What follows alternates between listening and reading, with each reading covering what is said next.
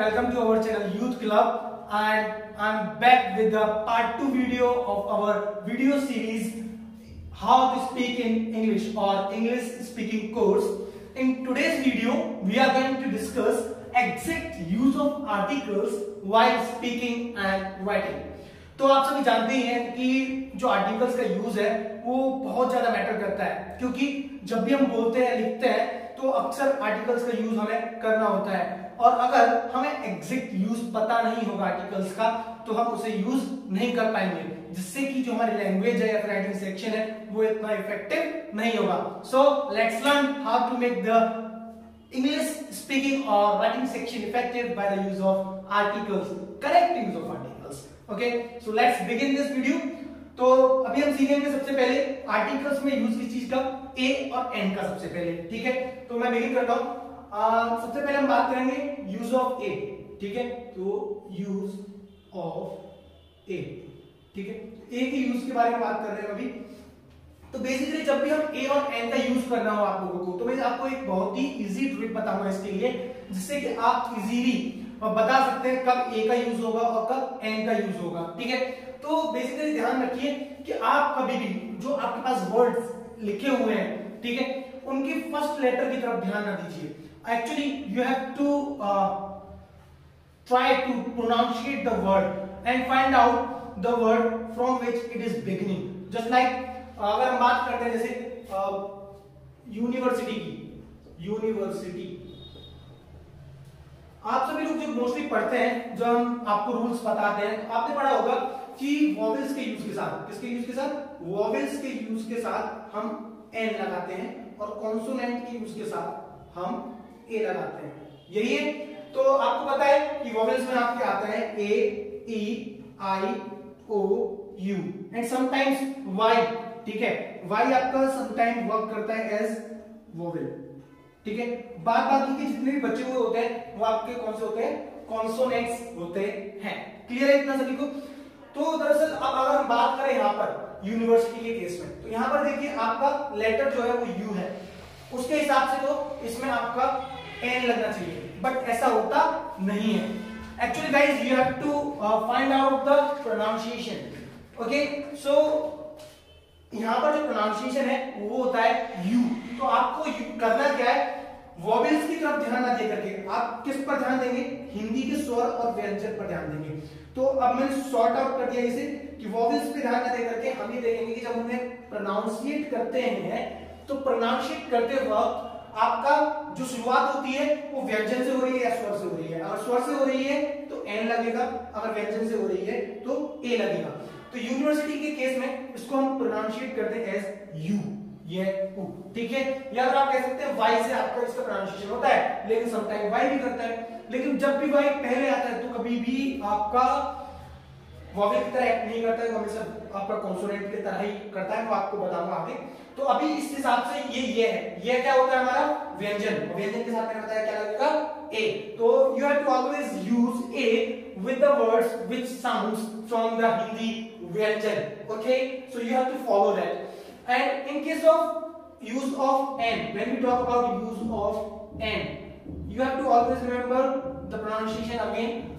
Just like when we talk about umbrella, umbrella, umbrella. Okay, so what will you use? What will you use? Okay, so here we will use n. Why? Because when we pronunciate umbrella, it is pronunciated as a, which is स्वर. तो हमें पता है स्वर के साथ हमें क्या यूज करना है, एन का यूज करना है. ऐसे ही हम जब पढ़ते हैं आर्स, HOURS. ठीक है, तो यहाँ आर्स बोलते हैं, आ का यूज होता है. ठीक है, तो आ क्या है, आपका स्वर है. आप सोचे कॉन्सोनेंट में आता है एच, तो उसके हिसाब से आप सोचे कि मैं उसमें ए लगाऊंगा. नहीं, यहाँ पर आर्स ए आ रहा है, यहाँ पर आपको क्या लगेगा, ए लगेगा. So I hope you guys have got what I want to say. Okay, so I hope you have learned it, that where you have to use a and where you have to use n. Is it fine? Okay, here you will use n arm. Okay, is it fine? So because it is pronunciated as rs and a comes under swar, so you will use n. Okay, so now let us move on to the use of the. So guys, here we are having the use of the, we are having vast number of rules here for the use of the, so you have to listen them very carefully and you have to note it down in your notebook and you have to revise them thoroughly. आपको इन्हें लिखना भी है, revise भी करना है, क्योंकि बहुत सारे रूल्स है गाइस, अराउंड 25 to 28 रूल्स मैं आपको लिखवाऊंगा, 10 रूल्स मैं आपको इस वीडियो में समझाऊंगा, 10 अपकमिंग वीडियो में थर्ड पार्ट में आपको मिलेंगे, ठीक है। तो गाइस प्लीज आप इनको नोट कर लीजिए और इनमें मैं आपको ऐसे ऐसे एक्सेप्शंस सिखाऊंगा जो कि आज से पहले आपने पढ़े भी नहीं होंगे और बहुत सारे लोगों को नहीं आते होंगे, ठीक है। सो मजेदार होने वाला गाइस, लेट्स बिगिन। तो अपना पहला जो रूल है वो है सुपरलेटिव डिग्री। भाई ये कॉमन है, हर जगह बुक्स में देखने को मिल जाता है। जैसे कि अगर हम एग्जांपल की बात करें, he is the tallest boy, तो आपको पता है यहाँ पर टॉलेस्ट जो है वो आपकी क्या है, सुपरलेटिव डिग्री है, तो उसके आगे द, ठीक है। नेक्स्ट अगर मैं बात करूं तो she is the most beautiful girl, most beautiful girl. तो जितने भी हमारे पास सुपरलेटिव डिग्रीज होती है गाइस, ठीक है, उनके आगे हम क्या लगाते हैं, यहाँ पर देखिए मोस्ट लगाए तो इसके आगे हम क्या लगाएंगे, द, क्योंकि मोस्ट लगाने से ही हमारी ब्यूटीफुल जो है वो क्या हो गया, सुपरलेटिव डिग्री में कन्वर्ट हो गया। तो ऐसे केसेस में हम हमेशा क्या लगाते हैं, द लगाते हैं। तो ये बहुत ही इजी रूल है और सिंपल रूल है, आप इसे याद कर सकते हैं इजीली। चलिए चलते हैं नेक्स्ट रूल पर। ये कुछ खास रूल है, इसका नाम दिया है मैंने पैरेलल कंस्ट्रक्शन, मैंने खुद से नाम दिया है इसका, ठीक है। तो इसमें होता क्या है कि सपोज कीजिए जब एक चीज बढ़ेगी और जब दूसरी भी चीज बढ़ रही हो तो दोनों के साथ यूज करते हैं हम द। एग्जांपल के साथ समझेंगे इस चीज को, ठीक है। द मोर यू प्रैक्टिस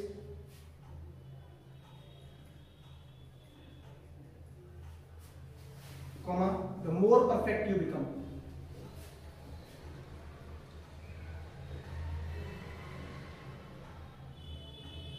तो आप इससे अनुमान लगा सकते हैं। देखिए यहां पर क्या हो रहा है कि दोनों चीज बढ़ रही हैं, दोनों चीज एक साथ बढ़ रही हैं। जैसे द मोर यू प्रैक्टिस, जितना ज्यादा आप लोग प्रैक्टिस करेंगे तो ये भी बढ़ रही है, ठीक है। और क्या है, the more perfect you become, तो परफेक्ट भी आप ज्यादा हो रहे हैं। तो देखो यहाँ पर दोनों जगह पर हमने किसका यूज किया है, दा का यूज किया है, इसी वजह से मैंने इसका नाम दिया है दा, ठीक है। The higher you go the lower the oxygen level becomes, ठीक है। तो या तो क्या दोनों चीज एक साथ बढ़ रही हो या फिर एक चीज बढ़ रही हो घट रही हो, तो आप किसका यूज करेंगे, दा का यूज करेंगे, जहां पर पैरेलली कोई भी चीज बढ़ती या घटती है, ठीक है। जितना ऊपर जाओगे उतना ही ऑक्सीजन घटेगी। तो पैरेलल कंस्ट्रक्शन का है भाई, पैरेलली घट रही है एक दूसरे के, क्लियर है। इतना जितना ऊपर जाएंगे उतना ही घटेगी, क्लियर है। तो ये हमारा लॉ था इस चीज का, पैरेलल कंस्ट्रक्शन का, तो वहां आपका दा का यूज होता है। Next one is your union, United and Republic, okay. तो जहां पर आपका वर्ड आए, यूनियन आए, यूनाइटेड आए या फिर रिपब्लिक आए, जैसे अगर बात करें यूनियन की बात करते हैं तो हम यूएसएसआर, ठीक है। तो इसके आगे क्या लगाते हैं, दा लगाते हैं, ठीक है। तो यूएसएसआर की फुल फॉर्म में यू का मतलब होता है यूनियन, ठीक है, of Soviet and socialist Republic, okay. तो ये इसकी फुल फॉर्म है, तो वहां पर यू आया तो इस वजह से हमने क्या लगाया, उसके आगे दा लगाया। इस तरीके से हम बात करें USA, United states of America, तो उसके आगे भी दा लगाते हैं। यूएई, यूनाइटेड अरब अमीरात, तो उसके आगे भी क्या लगेगा, दा लगेगा। रिपब्लिक की बात करें तो द रिपब्लिक ऑफ इंडिया, ठीक है। तो अगर रिपब्लिक ऑफ इंडिया लिखा है, रिपब्लिक ऑफ इंडिया या फिर the Indian Republic, Indian Republic, तो इसके आगे भी गाइस क्या लगेगा, दा लगेगा। आई होप आप सबको ये रूल समझ में आ गए, तो प्लीज इन्हें नोट कर लें। अब इसमें मेरे पास है कुछ एक्सेप्शंस, मैं आपको कुछ एक्सेप्शंस बताऊंगा जिनमें कि आपने हमेशा ये पढ़ा है कि प्रॉपर नाउन के साथ हम कभी भी दा का यूज नहीं करते, और ये जितनी भी जगह होती हैं, mostly name of a place is a proper noun, but यहाँ पर जिनके आगे यूनियन, यूनाइटेड, रिपब्लिक था वहां हमने दा यूज किया, क्योंकि यूनियन होते हैं, यूनाइटेड हो सकते हैं, रिपब्लिक होते हैं, इसीलिए। लेकिन मैं आपको कुछ ऐसे प्लेसेस के नाम बताऊंगा जिनके नाम के आगे हम दा लगाते हैं, ठीक है, जबकि उनके आगे नाम के आगे ना तो यूनाइटेड होता है, ना आपका यूनियन होता है, ना ही रिपब्लिक होता है। तो उसमें आता है, जैसे कि अगर हम बात करें एग्जांपल में, इंडिया की सिर्फ आपकी एक ही स्टेट है जिसका नाम क्या है, पंजाब, तो उसके नेम के आगे दा लग सकता है। क्यों लग सकता है, बिकॉज पंजाब जो है वो आपका it is the group of 5 reverse, तो पंजाब 5 नदियों का समूह, ठीक है, आपने हिंदी में भी पढ़ा होगा, तो इसीलिए इसके नेम के आगे लगाते हैं द, क्लियर है। अब उसके अलावा और कौन से एग्जांपल हो सकते हैं जहां भी आपकी कुछ ऐसी जगहों के नाम हो जो कि वास्तव में एक नहीं है लेकिन वो ग्रुप ऑफ आइलैंड्स है। जैसे कि अब मैं बात करता हूं तो मैंने आपको बता दिया ग्रुप ऑफ आइलैंड्स जो होंगे आपके ग्रुप ऑफ आइलैंड्स, ठीक है, तो उनके साथ भी आप हमेशा क्या यूज करेंगे, द यूज करेंगे। जैसे द कॉन्गो, ओके क्लियर है इतना। द कॉन्गो के साथ जैसे हमने कॉन्गो के साथ क्या यूज किया, द यूज किया। The West Indies, West Indies दरअसल किसी कंट्री का नाम नहीं है, ठीक है, it is a group of islands. तो वेस्ट इंडीज भी आपका क्या है, क्या आगे द यूज करते हैं। The Sudan, the Sudan, the Netherlands, ये आपके क्या है, ग्रुप ऑफ आइलैंड्स है, ग्रुप ऑफ छोटे छोटे टापुओं के जो द्वीप हैं एक साथ मिलकर के उनको नाम दिया गया है, इसलिए इनके आगे हम बाई यूज करते हैं, ये कुछ एक्सेप्शंस केसेस में आते हैं। So now let us move on to the further rules. So guys here are our rule number 4, 5, 6 and 7। तो शुरू करते हैं। जो रूल नंबर 4 है वह है ज्योग्राफिकल डायरेक्शंस का रूल। मैंने इसे नेम दिया ज्योग्राफिकल डायरेक्शंस का rule. And in this we will learn about the geographical directions, कब हम उनके साथ यूज करेंगे दा का और कब नहीं करेंगे, ठीक है। तो जितनी भी हमारे पास ज्योग्राफिकल डायरेक्शंस होती हैं, आप ईस्ट वेस्ट नॉर्थ साउथ जानते ही हैं, उनको भी हम डिवाइड कर देते हैं तो हमें टोटल 8 बन जाती हैं, ठीक है, नॉर्थ ईस्ट नॉर्थ वेस्ट, ठीक है। तो ये जो हमारी डायरेक्शंस होती है 8 जो हमारे पास मेनली डायरेक्शंस बनती हैं, ऑल 8 डायरेक्शंस के साथ दा का यूज होता है, ठीक है। दा प्लस ऑल 8 डायरेक्शंस, इतना क्लियर है सभी को। तो आपको सभी ऑल 8 डायरेक्शन के साथ हमेशा दा का यूज करना है। लेकिन मेरे पास आपके लिए कुछ एक्सेप्शन केसेस हैं, इसमें भी मैं आपको बताऊंगा कब आपका नहीं करते हैं, ठीक है। सपोज कीजिए कि आपका वेस्ट इंडीज वेस्ट डायरेक्शन आ गया, उसके बाद प्लेस का नाम लग रहा है, तब उसमें लगता है कि वो यही ग्रुप ऑफ आइलैंड है, ठीक है। लेकिन अगर और कहीं भी आपका डायरेक्शंस के साथ में क्या आ जाता है पीछे, किसी भी जगह का नाम आ जाए, मतलब डायरेक्शन आपकी हो गई कोई, ठीक है, प्लस आपका प्लेस हो गया, तो आप दा का यूज उसके आगे नहीं करेंगे, तो दा का यूज नहीं करेंगे। मैं जैसे आपकी बात बताऊं आपको, तो देखिए वेस्ट बंगाल, ठीक है, वेस्ट बंगाल के आगे आप कभी भी दा का यूज नहीं करेंगे क्योंकि इसके पीछे क्या लगा है, प्लेस का नेम लगा है, ठीक है। तो जब आपका क्या हो कि डायरेक्शन के बाद प्लेस का नेम आ जाए तो आप यूज नहीं करेंगे, ठीक है।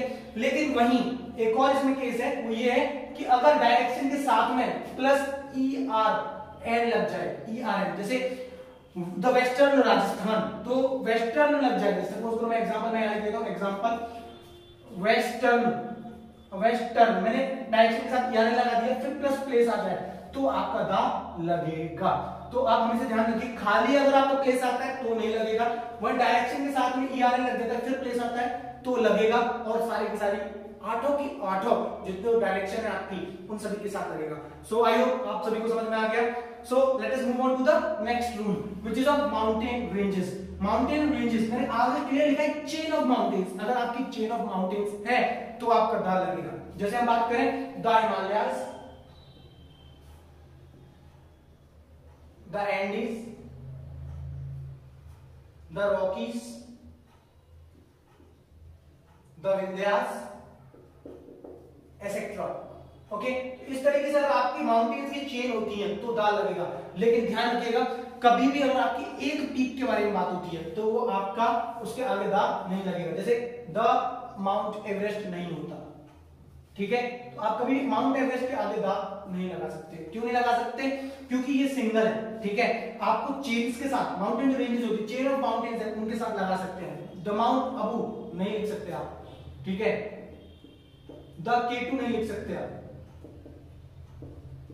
सो आई होप आप सभी को समझ में आ गया होगा, इतना क्लियर है। इस रूल को अच्छे से ध्यान रखिएगा, okay. So now let us move on to the rule number 6 which is holy scriptures and books. जितनी भी आपकी होली स्क्रिप्चर्स एंड बुक्स हैं, जैसे कि द रामायण, आपका रामायण हो गया, ठीक है, तो आपका क्या लगेगा उसके आगे, दा लगेगा। द बाइबल, द कुरान, तो जितनी भी आपकी होली बुक्स या फिर आपकी स्क्रिप्चर्स हैं उनके आगे क्या लगेगा, दा लगेगा। लेकिन इसमें भी एक एक्सेप्शन है, जैसे हम बात करते हैं वाल्मीकि's रामायण, तो इसमें रामायण के आगे दा नहीं लगेगा। क्लियर है आप सभी को, इसमें रामायण के आगे दा नहीं लगेगा, ठीक है। वही हम बात करते हैं कि अगर मैं लिखूं रामायण तो दा आएगा, the Ramayana is written by Valmiki, तो इस केस में आपका द आएगा। लेकिन वाल्मीकि रामायण में वाल्मीकि द रामायण कभी नहीं लिखा जाता है, हमेशा क्या लिखा जाता है वाल्मीकि रामायण। तो अगर आप ध्यान रखिए इसमें एक्सेप्शन क्या है कि आपका ऑथर का नेम आए पहले, फिर प्लस बुक का नेम आए, तो उसके साथ में बुक के आगे होली बुक के आगे द यूज नहीं करते हैं। आई होप आप सभी को इतना समझ में आ गया होगा। चलिए रूल नंबर 7 आपका बहुत ही स्पेसिफिक और नॉर्मल रूल है, उसमें कोई एक्सेप्शन नहीं है, तो मैं यहीं पर समझा देता हूं। वो रूल है आपका नेम ऑफ न्यूज़पेपर। जितने भी आपके न्यूज़पेपर्स के नेम है या फिर जितनी भी आपकी चीजें जो आपकी पब्लिश की जा सकती हैं, क्या की जा सकती हैं, पब्लिश की जा सकती हैं, उनके आगे हमेशा क्या लगता है, द लगता है। जैसे the times of India, the times of India, the Hindustan, या फिर आपके जितने भी लोकल और रीजनल आपके न्यूज़पेपर होंगे सबके नेम के आगे क्या लगेगा, गाइस द लगेगा। आई होप आप सभी को समझ में आ गया होगा। So now let us move on to the other rules. So guys here are our last 3 rules for this video. कल की वीडियो में हम पढ़ेंगे बाद बाकी के रूल्स जो हैं, ठीक है, नेक्स्ट वीडियो में। तो अभी देखिए जो हमारा रूल नंबर 8 है वो है seas, oceans, bay, rivers and deserts. इनके नेम के साथ में हमेशा आप क्या लगाएंगे, द का यूज करेंगे। जैसे अगर हम बात करें द इंडियन ओशियन, बे के बारे में अगर बात करें तो द बे ऑफ बंगाल। उसके अलावा डेजर्ट की बात करें तो द सहारा डेजर्ट। जितनी भी रिवर्स हैं आपकी सबके आगे द, जैसे द गंगा, ठीक है। तो इस तरीके से आप जितने भी सारे हैं इनके साथ द लगाएंगे। यहां पर भी गाइस हमारे पास एक एक्सेप्शनल केस है। जैसे अगर आपको कभी मिलता है कि कोई भी रिवर, कोई भी सी, कोई भी ओशियन या फिर कोई भी डेजर्ट किसी पर्सन के नाम पर उसका नाम रखा गया हो, तो उसके आगे आप कभी भी द नहीं लगाएंगे। जैसे हम अगर बात करें द हडसन्स बे, नहीं लिखा जाता कभी भी, द नहीं लगाया जाता इसके आगे, हडसन्स बे के आगे, ठीक है। तो हडसन्स एक पर्सन का नाम है, उसके नाम के ऊपर इस बे का नाम दिया गया है, इसी वजह से इसके आगे हम द नहीं लगाते। तो गाइस इसे याद रखिएगा। तो आपको कभी भी कोई भी ऐसा मिले स्पेसिफिक बे का नाम, डेजर्ट, ओशियन या किसी भी रिवर का नाम, ठीक है, जो कि किसी पर्सन के नेम के ऊपर हो, तो आप कभी द का यूज नहीं करेंगे। नेक्स्ट जो रूल है हमारा, रूल नंबर 9, वो है हिस्टोरिकल बिल्डिंग एंड फोर्ट्स।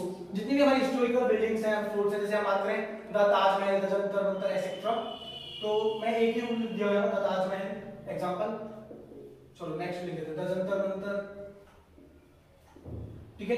इसी तरीके से आपकी जितनी भी हिस्टोरिकल बिल्डिंग्स हैं वर्ल्ड वाइड, ठीक है, उन सभी के आगे क्या लगता है, द लगता है। जैसे द स्टैच्यू ऑफ लिबर्टी, ठीक है, द स्टैच्यू ऑफ लिबर्टी। तो जितनी भी वर्ल्ड वाइड आपकी बिल्डिंग्स हैं, हिस्टोरिकल बिल्डिंग्स, उन सब के आगे क्या लगता है, द लगता है, ठीक है।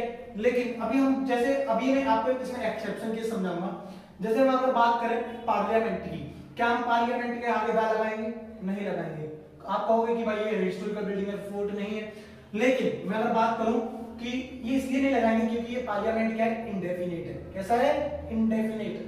क्योंकि पार्लियामेंट कहां का पार्लियामेंट, इंडिया का, पाकिस्तान का, चाइना का, कहां का पार्लियामेंट, ठीक है। तो वही वाला मैंने यहाँ पर पार्लियामेंट ऑफ इंडिया,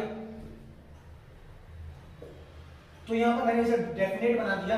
ऐसे केस में जब भी आपको कोई स्पेशल बिल्डिंग को बताया जाए, जैसे द व्हाइट हाउस सभी को पता है और कोई नहीं है, तो वो आप उसके आगे द लगा सकते हैं, ठीक है।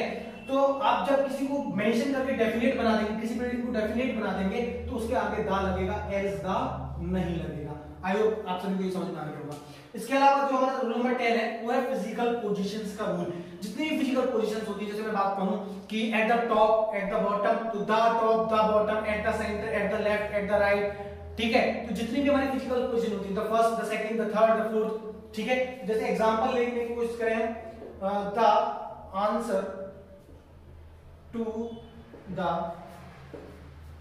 सेकंड लास्ट क्वेश्चन, तो द लगाया हमने second last position, second last question. देखो पोजीशन क्वेश्चन में क्या है कि वो है फिजिकल पोजीशन सेकंड लास्ट, ठीक है। तो इज रॉन्ग, वो गलत है, ठीक है। तो यहाँ पर हमने एग्जांपल लिया, तो हमने देखा यहाँ पर क्वेश्चन की पोजीशन बताई है, फिजिकल पोजीशन जो कि है सेकंड लास्ट। तो ऐसे केसेस में आपको जहां भी फिजिकल पोजीशंस होंगी वहां पर आपको द का यूज करना है, जैसे the top, the bottom, the first second third, ठीक है, जितना भी है, द सेंटर एसेट्रा, ठीक है। आई होप गाइस आप सभी को समझ में आया और मजा भी आया होगा। और अगर आपने ये रूल्स जो एक्सेप्शन से आज से पहले आपको किसी ने पढ़ाए हैं या समझाए तो अच्छी बात है, नहीं समझाए तो हमें कमेंट में जरूर बताएं और आपको कैसी लगी वीडियोस प्लीज। और याद रखिए आप लोगों का ये जो लाइक करना, सब्सक्राइब करना होता है, कमेंट करना होता है, ये हमारे लिए एक मोटिवेशन की तरह काम करता है। तो सो प्लीज, अगर आपको लगता है ये वीडियो किसी और के लिए हेल्पफुल हो सकती है, so guys please share it and don't forget to use these words while speaking in English and correctly. Okay, so basically I have used Hindi in this video because I got suggestions from some students that they are unable to get what I am mostly trying to say, so they said that sir please use Hindi as well while teaching. Okay, so इसीलिए मैंने हिंदी का use किया आज। so don't worry, we will slowly learn how to speak in English and आप सब धीरे धीरे करके आती जाएगी तो आप भी कहेंगे सर आप इंग्लिश में ही बताइए, हमको इश्यू नहीं है। so guys, अगर आपने अभी भी सब्सक्राइब नहीं किया चैनल को तो प्लीज सब्सक्राइब इट और बेल आइकन को दबा दीजिए ताकि नोटिफिकेशन आप तक पहुंच जाए। और thanks for watching the video, thank you so much.